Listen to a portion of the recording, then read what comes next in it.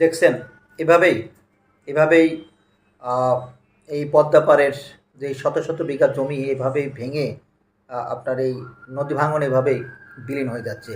নিশ্চয়ই আপনারা অলরেডি শুনেছেন এবং জেনেছেন যে কুষ্টিয়া জেলার মিরপুর উপজেলার যেই কয়েকটি ইউনিয়ন রয়েছে তার মধ্যে আপনার বারৈপাড়া, বলবাড়ি এবং তালবাড়ি ইউনিয়ন, এই তিনটা ইউনিয়ন অত্যন্ত আপনার ঝুঁকিপূর্ণ এবং অলরেডি এই তিনটা ইউনিয়নের অধিকাংশ জায়গা এই পদ্মা নদীর ভাঙনে বিলীন হয়ে গেছে।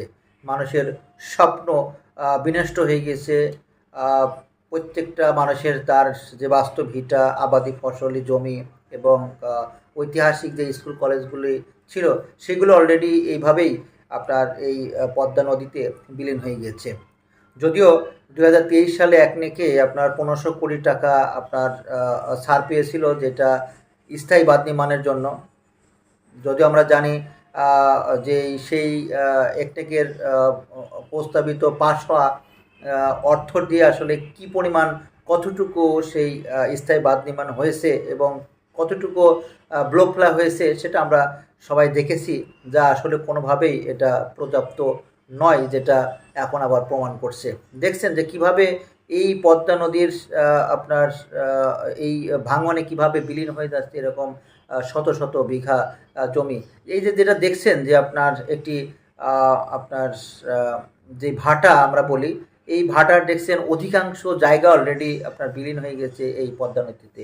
এভাবেই আপনার চোখের সামনে একেবারে শত শত বিঘা জমি এভাবে বিলীন হয়ে যাচ্ছে। চোখের সামনে আমরা দেখছি যে আমার বাড়ি ভেঙে যাচ্ছে, চোখের সামনে দেখছি যে আমার বাবার, দাদার, চাচার কবর আপনার এই পানিতে ভেসে যাচ্ছে। এভাবেই আমাদের এই 3 ইউনিয়নের মানুষজন এভাবেই দিনের পর দিন নিঃস্ব হয়ে যাচ্ছে।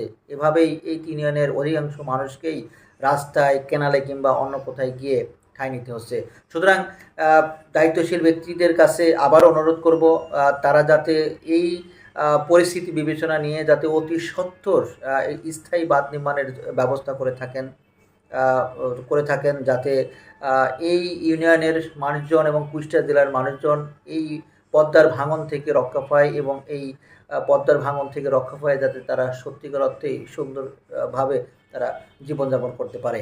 অন্যদিকে দুর্ভাগ্যজনকভাবে সত্য যে আমাদের এই মিরপুর ভেড়ামারায় অত্যন্ত গুরুত্বপূর্ণ রাজনৈতিক নেতাবর্গর জন্ম হলেও এখন পর্যন্ত আমরা নানা রাজনৈতিক আপনার অর্থের মারপ্যাচের কারণে হোক কিংবা নানা কারণেই হোক, তারা এই স্থায়ী বাঁধ নির্মাণে তারা কখনোই এগিয়ে আসেনি, যেটা দেখতে পাচ্ছেন। সুতরাং এখন সময় এসেছে আমাদের প্রত্যেকের জায়গা থেকে আমাদের এই যারা নদী ভাঙনের মানুষ থেকে শুরু করে তাদের আত্মীয় স্বজন যারা রয়েছেন তাদের প্রত্যেককেই এখন কথা বলতে হবে। তাদের প্রত্যেককেই প্রয়োজন বলতে আপনার আপনার গুরুত্বপূর্ণ যে জায়গাগুলি রয়েছে সেখানে আমাদের মিছিল করতে হবে, মিটিং করতে হবে, মানববন্ধন করতে হবে।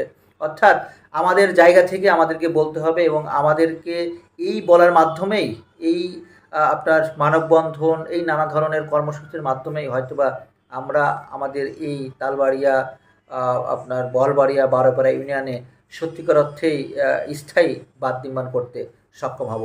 সবাই ভালো থাকবেন। আসসালামু আলাইকুম ওয়া রাহমাতুল্লাহি ওয়া বারাকাতুহু।